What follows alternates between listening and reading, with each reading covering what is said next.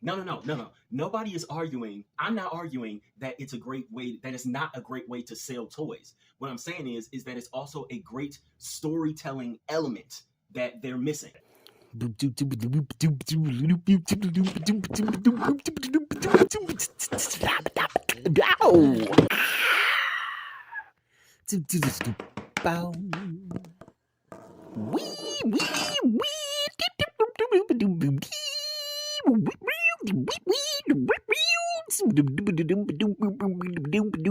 Wow. What's up, everybody? My name is MichaelStephenson. Welcome to my YouTube channel. You are currently watching my art/entertainment industry series in which I talk mainly about film, television, with a sprinkling of book publishing as well as song recording, music sprinkled in there. If this is your first time on the channel, I would ask that you please go back and watch some of my previous videos, some of my starting videos, because I'm trying to do this sort of in a sequential order. That's why they are labeled episode 1, 2, 3, etc. The reason why is because I'm trying to establish a particular lingo or language here on the channel so that in later videos, I can just say a particular thing like the Avatar era or the Lost Effect, and we will have built up a shorthand so that you know exactly what it is that I'm talking about when I say those things. So, special daytime video for you today. I know it's usually me sitting here at night with the artificial light on behind me, give me a little bit of backlighting. Today we got a cloudy but sunny day. So, and I have the house to myself. So, yeah, I decided to do some daytime filming, hopefully knock out a few videos here. Okay, so bear with me as I am trying my darndest to remember some of these ideas and these tropes and elements and things of advanced story writing and of building advanced narratives and things of that nature from my from my college days, to be honest with you, as well as a little bit after that. And as I've said in some of my previous videos, my mental acuity is not quite as sharp as it used to be. I routinely forget words, and it is very concerning mentally. But with that being said, I wanted to talk to you guys about a particular element that seems to, in some ways, well, in many ways, honestly, kind of be missing and or watered down in the new MCU post-Endgame. And that is the use of totems and artifacts.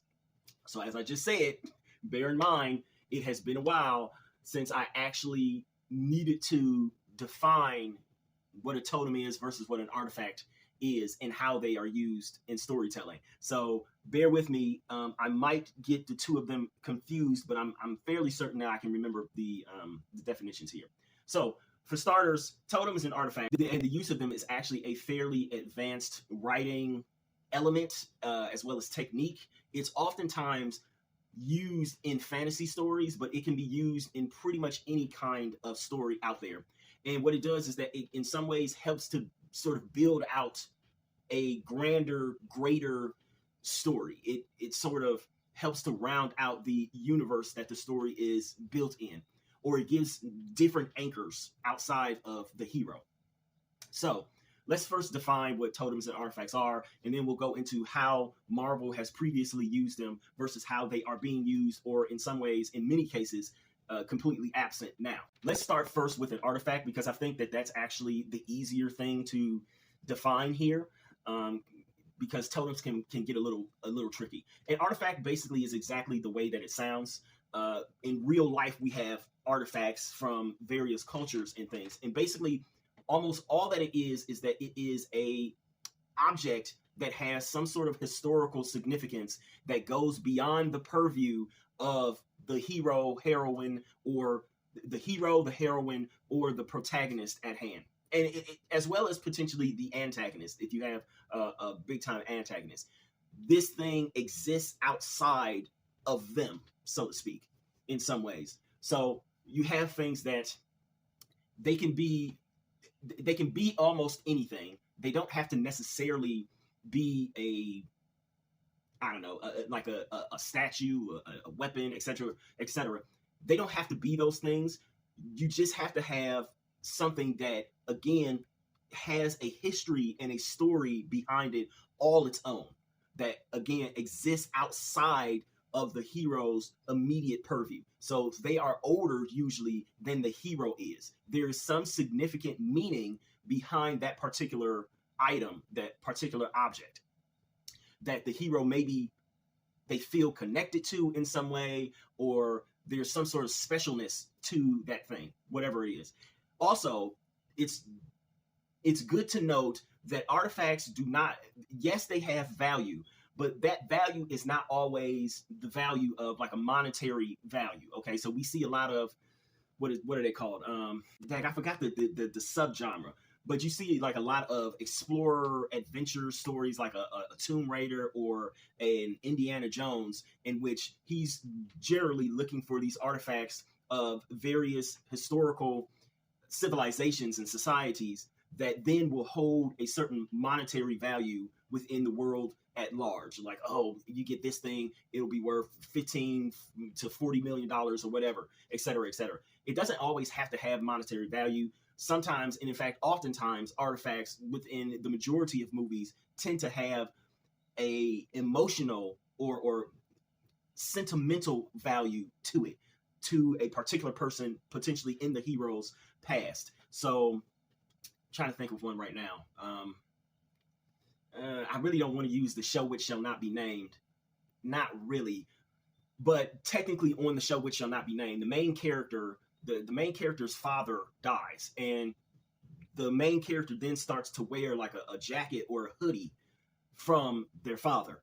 That is in and of itself an artifact because it belonged to their father. It had meaning and importance to their father. And now it has meaning and importance to them. So again, I'll give you better examples when we start talking about actually Marvel. So then you go to a totem. A totem basically is just a significant item or object that has importance to the character right now. Usually in almost every facet, the totem is something that is useful. It has a legitimate, specific use to it that, it has a specific use to it that also has implications actually within the story. So, God, I'm trying to think of one. Oftentimes weapons are totems. So long as they belong to a specific character and you can in some ways relate that totem, that thing, that object to that specific character, it usually is a totem. Totems oftentimes also have deeper meaning in that they stand in usually for some sort of thematic idea or principle. They can stand for a specific ideal or idea or belief system that maybe the hero or heroine or antagonist or protagonist might have. And it sort of is in and of itself, the totem is in and of itself deeply steeped in meaning. So the one thing that you have to know between totems and artifacts is that an artifact can be pretty much anything. And a totem, or wait a minute, hold on, I'm getting confused now. So an artifact can, and oftentimes has been, a totem at some point within the story, within the narrative. But totems are, weirdly enough, rarely artifacts. As I said, an artifact does not have to have a usefulness to it outside of the story. It doesn't have to have a usefulness. It's just that a lot of artifacts often do have a usefulness, but it can just be, a nice looking statue, or like I said, it could be something that is sentimental to a particular character or something like that. Like I just mentioned, jacket or hoodie. It does not have to have a use all its own. It just has a certain level of importance and a certain level of historical, I guess, context to it. An artifact is used mostly in story to anchor the hero, the heroine, the antagonist, the protagonist, in some ways to a larger world and to a larger history or timeline outside of them. It makes you as the consumer have to, I guess, accept this idea that the story does not begin and end with the main character that you are following, and that this is a story that has been going on for a very long time. So as I said, an artifact can be a totem. It can have been a totem at some point, but a totem is very rarely an artifact. A totem has to have a certain level of usefulness to it. So with that said, Marvel has, in their newest films, one of the things that has been intriguing, I guess, is that their use of totems and artifacts has changed. It's in some ways waned a little bit. It's not as prevalent. It's not as sort of in your face. And I think that's one of the big things that is affecting this idea of the stories don't feel connected in some kind of way. They don't have a connective tissue within them that goes beyond that goes beyond the credits, right? They don't feel in some ways like they are all part of the same world, part of the same universe. So again, going back to artifacts, and I'll explain this again when we get to the gender stuff and talking about gender and how that is affecting our enjoyment of the entertainment that we're being given right now. For men especially, but really for everybody, but for men especially, we have almost a inner drive that sort of overpowers almost everything in our lives, that pushes us to be part of one of two things. One, we want to be either a part of something great, and or we want to be a part of something meaningful, something that has historical value to it. It's one of the reasons as to why a lot of dudes and a lot of women as well like to join things like sororities, fraternities. People love the history of that stuff. People love the idea of being or of having long-term connections that stretch far and wide in this world. They go way back in history. People who do the whole Ancestry.com, the 23andMe, that type of stuff, they love it as well. Seeing that in many ways, it makes people feel, I guess, less alone, or as if they have some sort of purpose that is greater than themselves. Totems and artifacts allow for we as consumers, watchers, readers, etc., to feel as if the characters are part of something much bigger. And by proxy, because we enjoy the characters, we ourselves are also part of something bigger or greater. So because these artifacts and totems play such a crucial role in connecting both the heroes or the heroines or the villains or the protagonists, whatever, as well as we consumers, to a grander narrative that in which the main character is only one piece of, because they play such an important role, not having them in a story oftentimes can adversely affect the enjoyment and even the actual structure and storytelling of that particular narrative. So now, when you look at Marvel pre-Endgame versus post-Endgame, as I said, their use of totems and artifacts seems to have in some ways changed drastically. Pre-Endgame MCU was it was a universe that was quite literally filled with totems and artifacts. So we're going to get to the stones in a minute, right? But let's first just focus in on our three main heroes, our three pillar or cornerstone heroes, that being Iron Man, Thor, and Captain America. So beginning with Iron Man, even though in some ways, I guess since we're so removed from it now, it's been a long time since he even had it. The whole arc reactor that he had in his chest, that was his totem.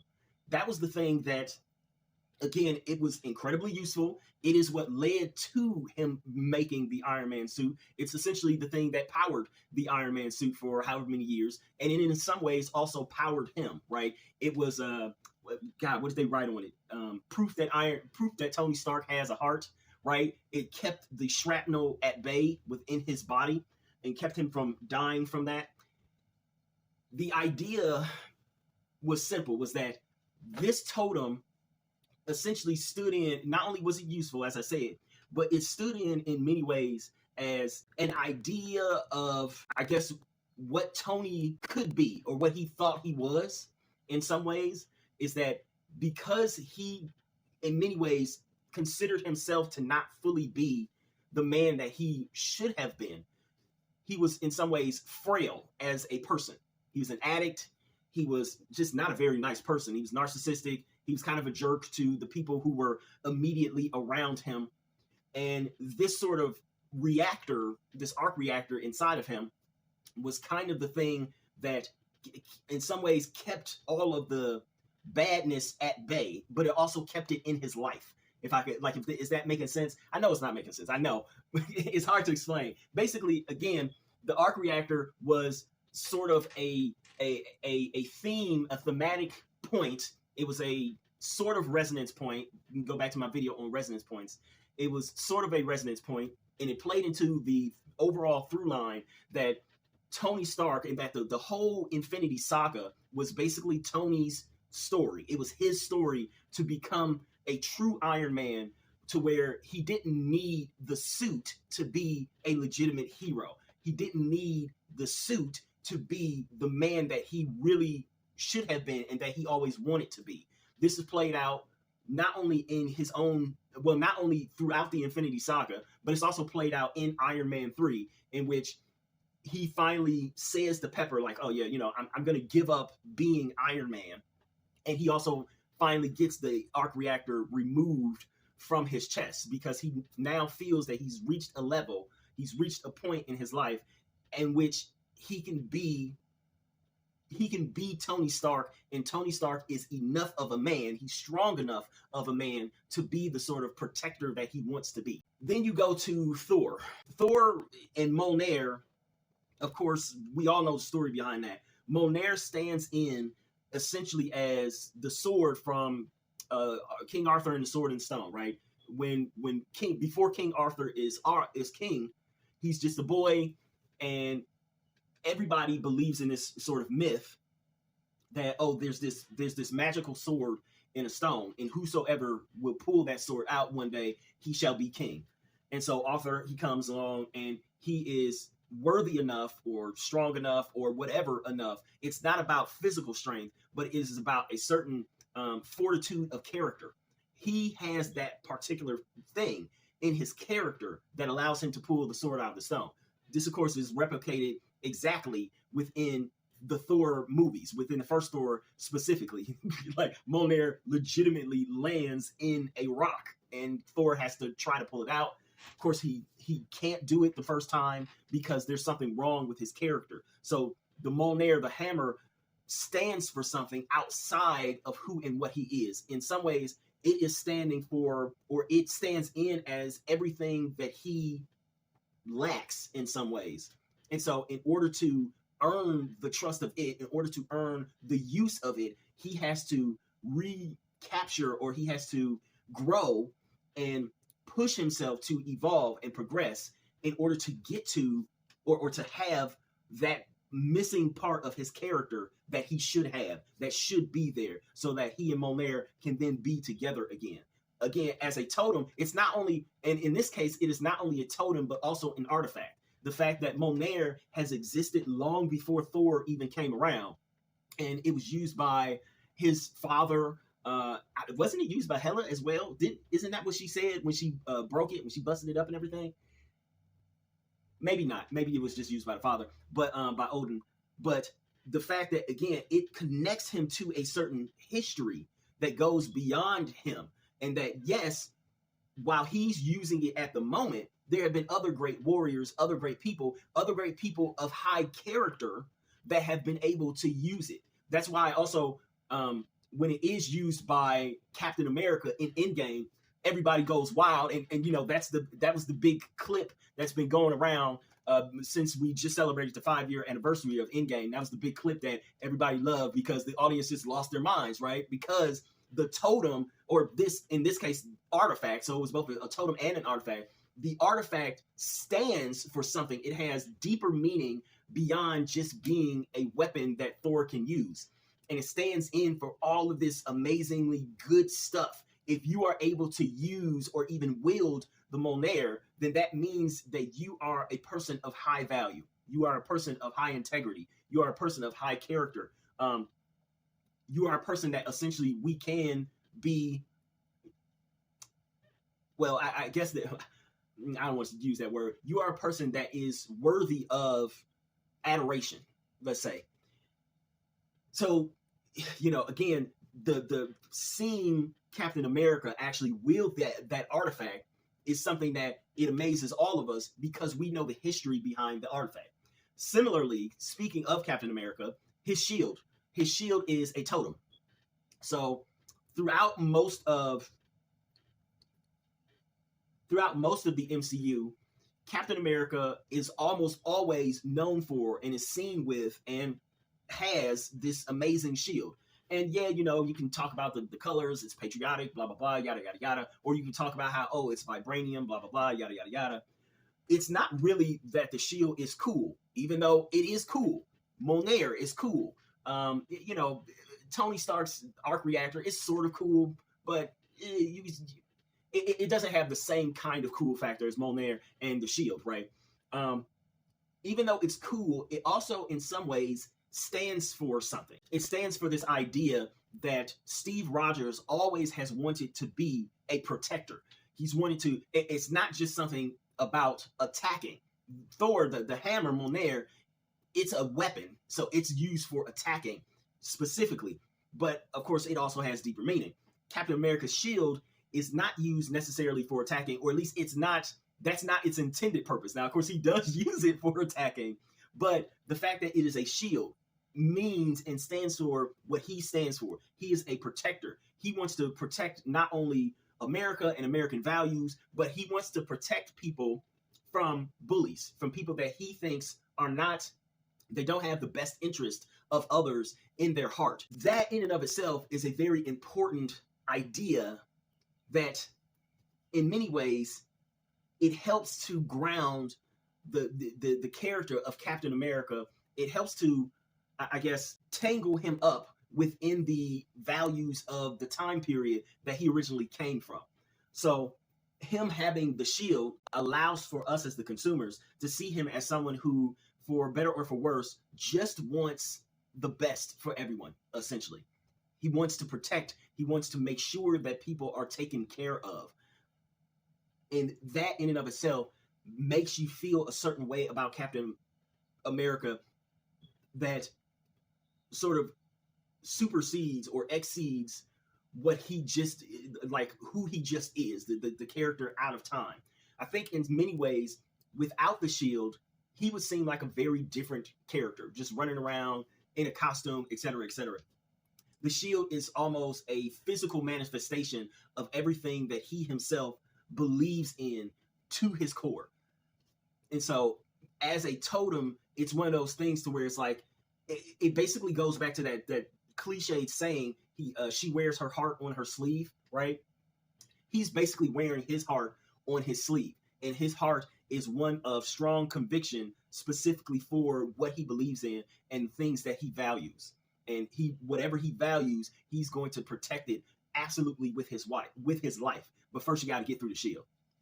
So not only do these three totems and the artifact of Thor, not only are they important to the story, not only are they important to the characters, but just to go over to the business point for a little bit, they are also as a sign of the business, the Disney and Marvel business that is being done here. They're also a great selling point to the fans.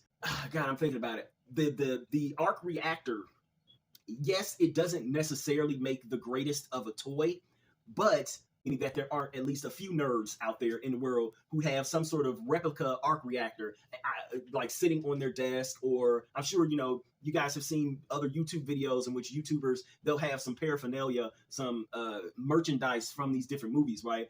Arc reactor probably sits there somewhere, probably has it scrolled on it, the Tony Stark has a heart thing. You can, if you were a metallurgist, you could probably make that and sell it on Etsy somewhere, and people would be like, "Oh wow, this is kind of cool."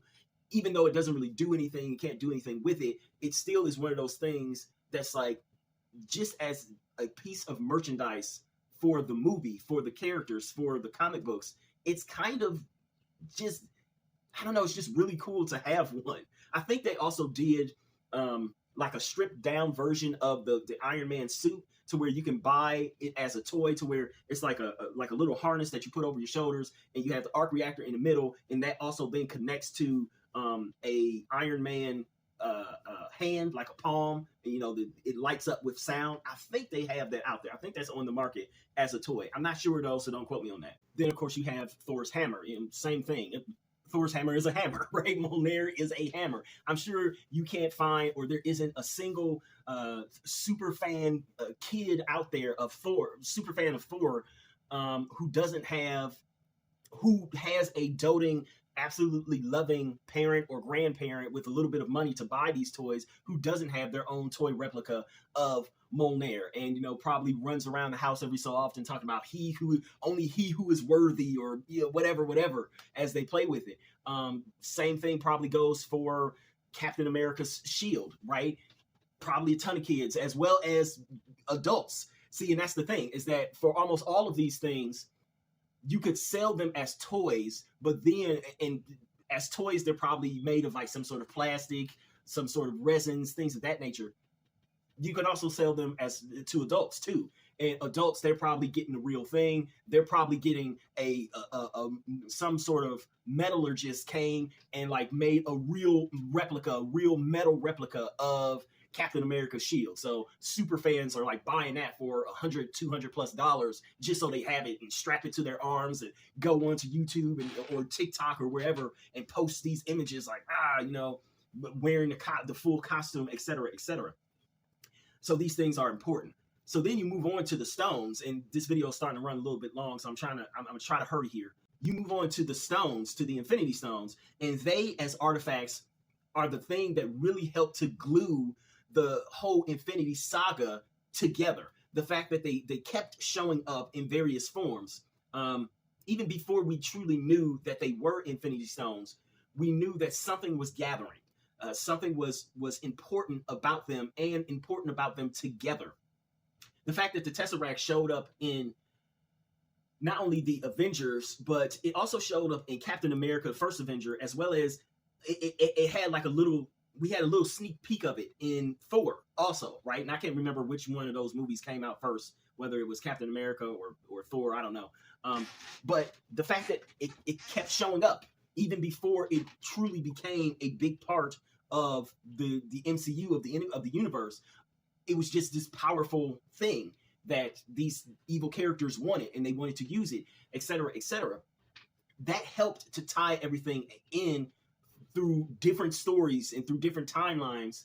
It helped to tie all of that together and make a more cohesive universe for us as consumers, as well as for the characters to live in, because something out there was greater than themselves. These stones had existed even before time, right? Even before at least recorded time. So they were out there just being super powerful for a very long time. The point is that artifacts and totems, not only do the characters go through these different phases and they're developing over time, but the artifacts and totems also had their own storyline, their own arc of going through different things and eventually coming to an end in some ways. The whole fact that you start the MCU with Iron Man building that arc reactor for his chest, only to then in Endgame see that one of the things that they did to honor Tony Stark is that they also took his arc reactor.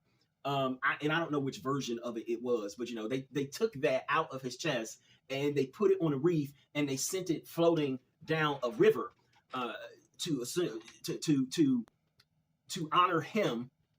That also, in some ways, ironically, it ends the arc of that mini arc reactor. Like it ends the arc of that particular totem. That totem has had its own sort of storyline, and it in and of itself has been through some things, even though it is not a legitimate personified character. Same thing also for Captain America's shield. Not only does his passing along of the shield in Endgame turn it from just your regular totem into an artifact, because now somebody else is finally using it. Yes, you can, if we're counting Agent Carter as canon, which it technically is, you could potentially say that it had become an artifact because they do sort of use it a little bit, right? It's been a while since I actually watched that show, but I think they do sort of use it a little bit in that show, if I'm remembering correctly, but maybe not. Maybe he was buried in the ice with it. I'm not sure now. But the fact that he takes it and he passes it on to Sam makes it an artifact now. Now it has a history that goes beyond Sam Wilson, and it goes beyond just what Captain America was using it for and how he used it. Now it stands as a symbol of America at broad. Now, again, you can argue that it stood for that always, but it was more so an America at broad through the lens of Steve Rogers' idea of what America is or what it should be, et cetera, et cetera. It's one of the reasons, the fact that it then becomes an artifact is honestly one of the reasons as to why I kind of liked Falcon and Winter Soldier so much, mainly because they go out of their way to make sure that Sam, in his own journey to embrace this idea of becoming Captain America, not only is he going through this struggle of, can he even do this job? Can he take on that bit of representation? Can he embrace this legacy? But also he does make a very pointed argument of just how much this shield means, and the weight, the metaphorical weight of having to carry this shield, having to carry on this legacy, having to respect this artifact in some ways. It again assigns an even deeper meaning to it if the shield didn't already mean a crap ton, a whole lot to you already. It now is supposed to mean even more. And yes, you know, you could say like, well, that technically wasn't the exact shield that was used in the Endgame war. It seemed like Steve had some other shields, maybe, et cetera, because that shield was broken, right? But still, the meaning behind the shield is what was important to Steve. And now he passed that on to Sam, making it even more meaningful, giving it that history, the artifact, the totem, that history to now become this artifact was, in my opinion, very important.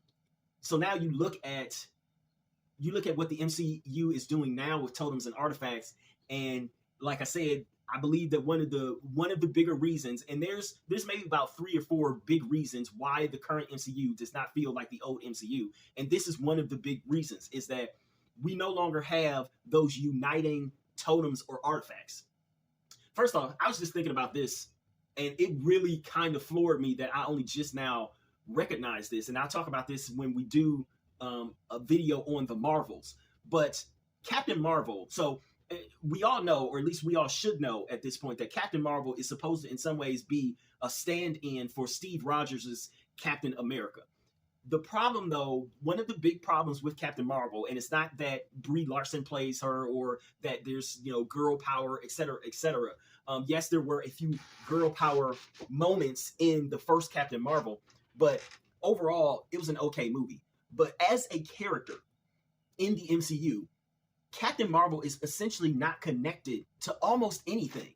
Like, it's actually, when you break down her character and look at how she is treated and the narratives that she has written for her, it's actually weird how unconnected to almost anything that she is. She has no totems, no artifacts.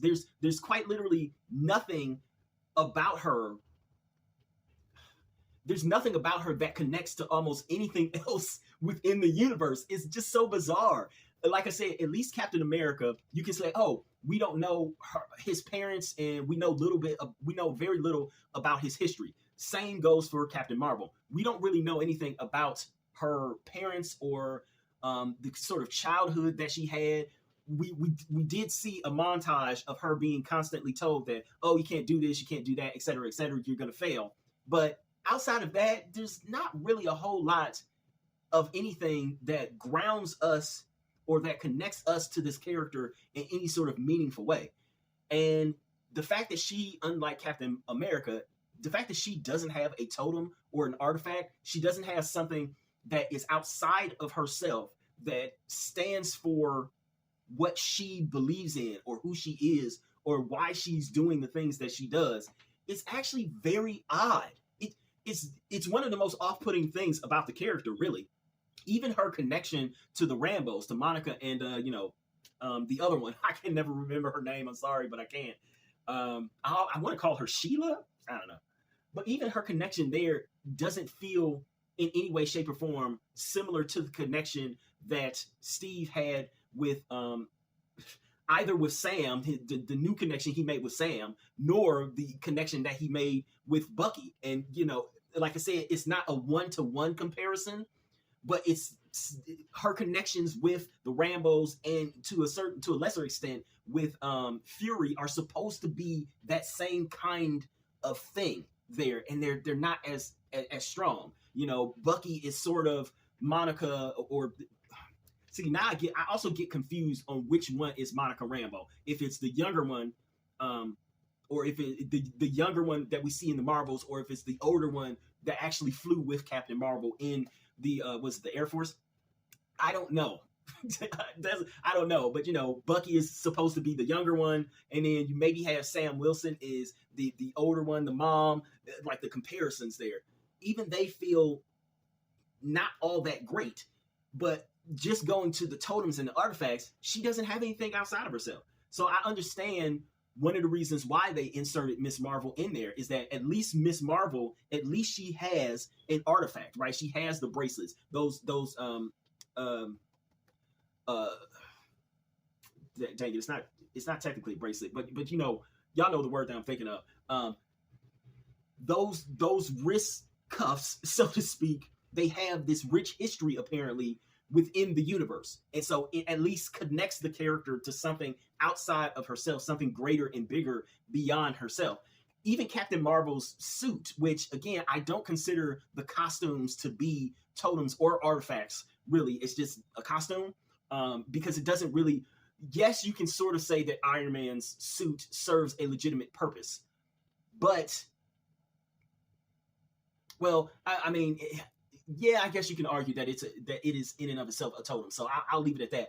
But again, even Captain Marvel's suit is not really anything. Like it doesn't have any real importance, or at least the movies don't make it out to have real legitimate purpose.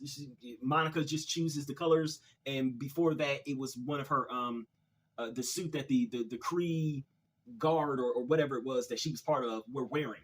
Okay, so yeah, it just she has no connection literally to anything, and it is bizarre as hell.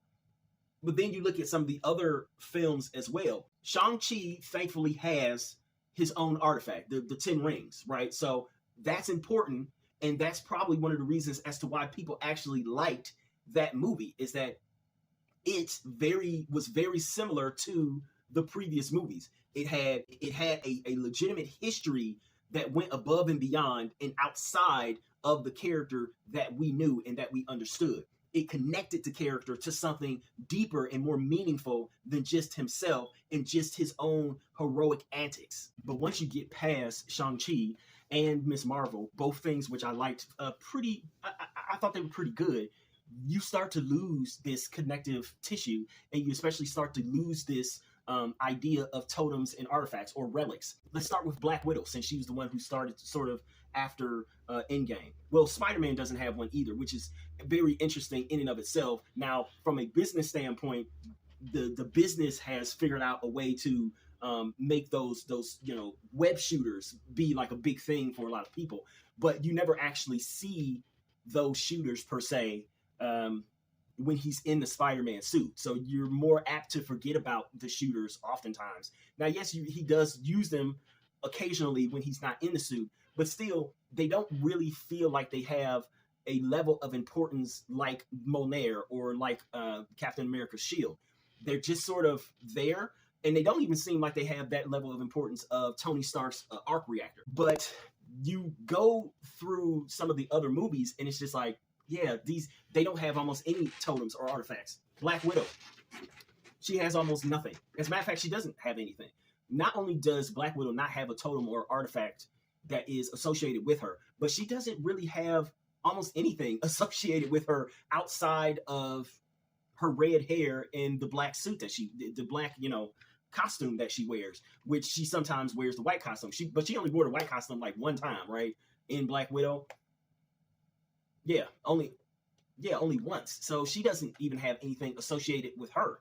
So there's no, and to a greater extent, Florence Pugh, who's taking over the mantle of Black Widow, she also doesn't have anything associated with her. It's not like she has a specific dagger that has importance, or any kind of weapon or a shield. Like I say, it doesn't have to be a weapon, but it needs to have some kind of importance to the characters or to the greater universe at large. Black Widow doesn't have anything.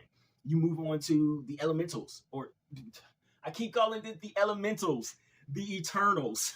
You move on to the Eternals, and they also don't really have any totems or artifacts or relics. I was trying to think of the word relic earlier, and I just could not think of it, because sometimes relic and artifact are sort of entwined, and sometimes relic is used to describe a totem, sometimes it's used to describe an artifact, but I'm not going to go there. They don't have anything either. You can sort of maybe say that what is her name? I can't even remember her character's name. I didn't like the movie at all to begin with. So I'm just saying Angelina Jolie's character, she has those, are they daggers or are they swords? She has some sort of weapon. But again, it doesn't seem like there's any sort of significant meaning behind those weapons and why she has them or anything like to that extent. And when they do finally show an artifact, it's at the very end of the movie, and it's for Black Knight, for Kit Harington's potential Black Knight, and they don't do anything with it. So yeah. Then you go to what are the other movies that you had?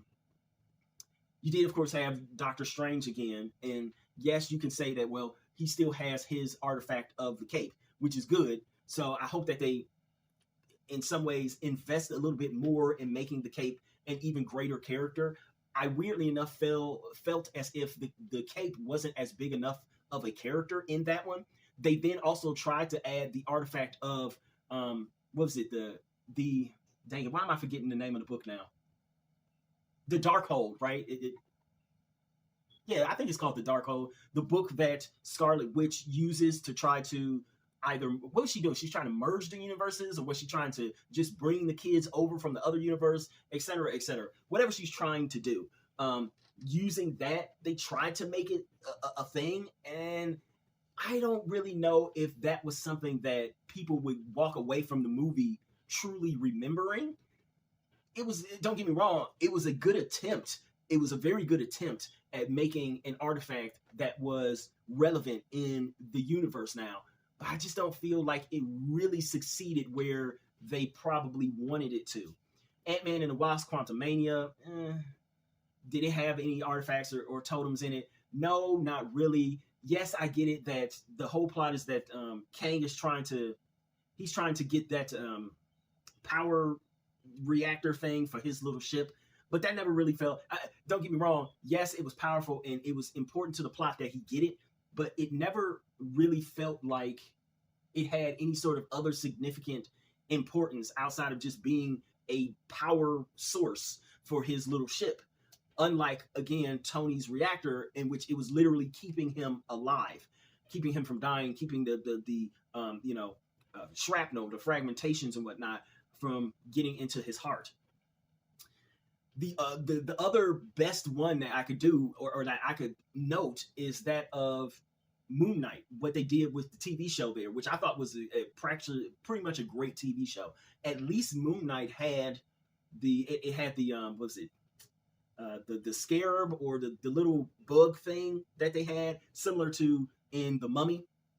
Not the most recent iteration, excuse me. The Brendan Fraser 1990s iteration of The Mummy had the same sort of like scarab thing, little golden bugs and whatnot.